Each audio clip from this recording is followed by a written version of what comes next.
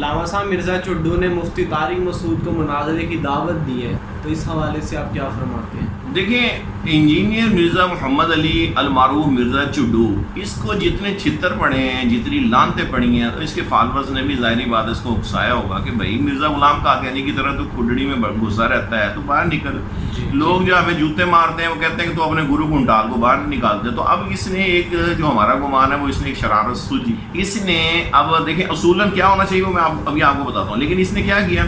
اس نے وہ بات اٹھائی کہ جس کے اندر جان تھی۔ مطلب یہ ہے کہ اہل سنت والجماعت یا رسول اللہ کہنے والوں کا جو موقف ہے وہ الحمدللہ وہ بڑا مضبوط ہے، کیونکہ سید اعلی حضرت علیہ رحمہ جب قلم اٹھائیں اور پھر وہ اس کی زد کے اندر آ کے کسی کو سانس لینے کا موقع ملے تو ایسا تو نہیں ہو سکتا، کیونکہ اعلی حضرت کا جو وار ہے وہ تو پھر جناب سینے سے بھی پار ہے نا۔ تو اس لیے اور پھر علماء حرمین شریف ہیں، کیونکہ اس وقت اعلی حضرت کے دور میں اہل سنت والجماعت کی حکومت تھی، 600 سال سے ترکیوں کی چل رہی تھی، یہ بات بھی تو 1924 میں ہے اور اعلی حضرت تقریباً 1921 میں غالباً مثال ان کا ہو گیا۔ تو اب وہ مسائل جس پر پھر الصوارم الہندیہ میں 250 علماء ہندوستان کی تقریرات موجود ہیں، تو اب یہ اتنا مضبوط موقف کہ وہ ان خاص 4 دیوبندی مولویوں کی جو گستاخانہ عبارتیں ہیں اس حوالے سے جو ہے وہ ایک بڑا سٹرونگ پوائنٹ تھا، اور اعلیٰ حضرت کا صدقہ ہے کہ اعلیٰ حضرت کی در سے بھیک لینے کے لیے پھر مرزا چڈو کو اپنا سر تو نیچے کرنا پڑا، تو اس لیے اس نے ڈبل گیم کھیلی ہے۔ پہلی گیم تو اس نے یہ کھیل لی ہے کہ اپنے سر سے وہ لعنت کا توق جو اس پہ پڑا ہوا تھا کہ بھی یہ کھڈڑی سے باہر نہیں نکلتا، اس نے کہا جی اس کے ذریعے میں باہر نکل آؤں گا۔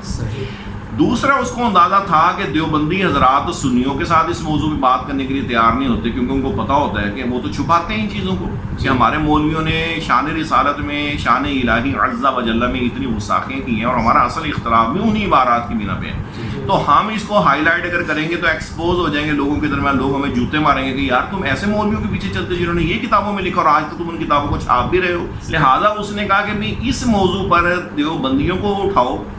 اور ان سے کہو کہ بھی میں موضوع جو ہے وہ اس پہ کروں گا۔ حالانکہ مناظرے کے اندر تو موضوع فریقین کی رضامندی کے ساتھ طے کیا جاتا ہے نا، یہ تو نہیں ہوتا کہ ایک فریق ہی کہتے کہ میں نے اس موضوع پہ بات کرنی ہے، اور اگر اس پر 2 باتیں ہوں گی، یا تو طارق مسعود آ جائے گا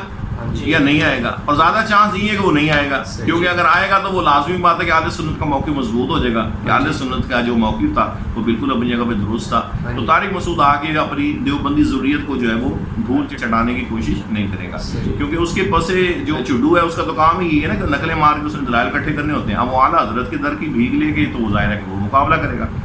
تو اس نے کہا کہ آئے گا نہیں نا، تو پھر جناب وہ ہم بغلے بجائیں گے، اور دیکھو جی میں مرزا چڈو اور میں جی مناظرہ کرنے کے لیے دعویٰ کیتا اور میں مناظرے کی دعوت دیتی اور جناب آئے کوئی نہیں، ٹھیک ہو گیا، یہ میری بات سمجھ آ رہی ہے؟ تو وہ آئے کوئی نہیں، پھر میں کہوں گا کہ دیکھو جی ہم تو مناظرے کے لیے کہتے ہیں، لوگ آتے نہیں ہیں تو ہم کیا کریں گے، تو بڑے ویسے ہی مولوی شور مچاتے تھے کہ مناظرہ کرو مناظرہ کرو، جو تو واری آتی ہے وہ تو ساڑھے مت بھی کوئی نہیں لگتا۔ یا پھر یہ کہ طارق مسعود آ جائے گا، اگر طارق مسعود آ گیا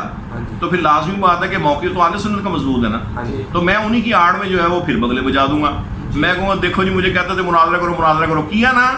اب دیوبندیوں کو چپ کرایا نا، اب طارق مسعود کا منہ بند کروایا نا، پھر بھی میری بلے بلے ہو جائے گی، کیونکہ جس بندے کا کام ہی یہ ہو کہ وہ سنی علماء کی تصویریں لگا کے ویور اکٹھے کرے،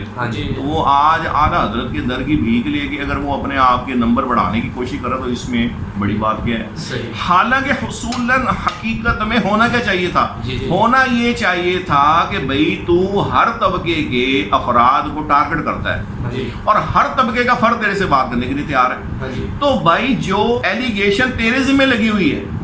جو فرد جرم تجھ پر عائد ہے، تو اس کی صفائی کے اندر موقع دینا کہ جی میں کھڈڑی میں بیٹھ کے ہر بندے کو جو ہے وہ ہٹ کرتا رہتا ہوں، اور نہ میں اس کو صحابہ کو چھوڑا ہے میں نے، نہ اکابرین امت کو، نہ پہلوں کو، نہ بعد کو، نہ موجودہ کو، تو ایسی صورت میں اگر کسی کو اعتراض ہے تو میں تو جناب علمی کتاب بھی ہوں، تو لہٰذا میرے علمی کتابی میں تو اتنا کرنٹ ہے کہ اگر آپ نے آنا تو آ جاؤ، تو پھر جو طبقہ بھی تیرے سامنے آتا تو بات بھی بنتی، یا پھر تو کم از کم اہل سنت جس کی اکثریت ہے پوری دنیا میں، اور اہل سنت ہی حقیقت میں اس کے ٹارگٹ ہے، کیونکہ یہ وہابیوں کا بھی ساتھ بیٹھ جاتا ہے، دیوبندیوں کے ساتھ بھی بیٹھ جاتا ہے، رافضیوں کے ساتھ بھی بیٹھ جاتا ہے، لیکن اہل سنت کے ساتھ اس کو خاص چڑ ہے، اور ظاہری بات ہے کہ جتنے بھی فرقہ جات بنے ان سب کے اندر یہ عنصر موجود تھا کہ ان کو چڑ اہل سنت کسی ایک تاریخ پہ پوری بیان کر سکتے ہو، لیکن میری ویڈیو کا موضوع کچھ اور ہے، تو اب اس کو چاہیے تھا کہ اہل سنت کو دعوت دیتا ہے کہ جناب آپ لوگوں کو جو مجھ پر اعتراض ہے نا، آئیں اور اس پہ مل بیٹھ کے کوئی ایک بات طے کر لیتے ہیں اور مجھے ثابت کریں کہ میں غلط ہوں، یہ تو بات بنتی، وہ تو تیری اوقات ہی نہیں ہے کہ تو اہل سنت کے آگے بیٹھے، وہ تو مرزا غلام قادیانی کی اوقات نہیں تھی، پیر میر علی شاہ صاحب گورنر شریف والے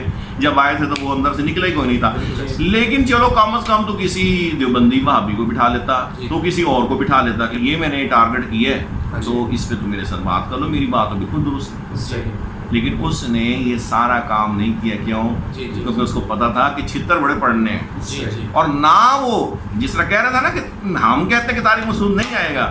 تو میں جو ہے وہ پھر اجتہادی خطا سے کروں گا، مجتہد بنانا کا بڑا شوق ہے، ہاں ان استنجا کرنا تو پتہ ہوئے نہ ہوئے لیکن مجتہد بنانا بہت شوق ہے، تو میں کہتا ہوں کہ ہم بھی تجھے کہتے ہیں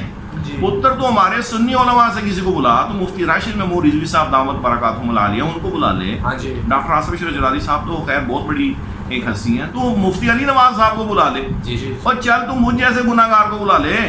اور میرے ساتھ بیٹھ، میں اس ٹاپک پہ بات کر، اگر تجھے قادیانی ایجنٹ ثابت نہ کروں تو جو چور کی سزا وہ ہماری سزا دی ہو،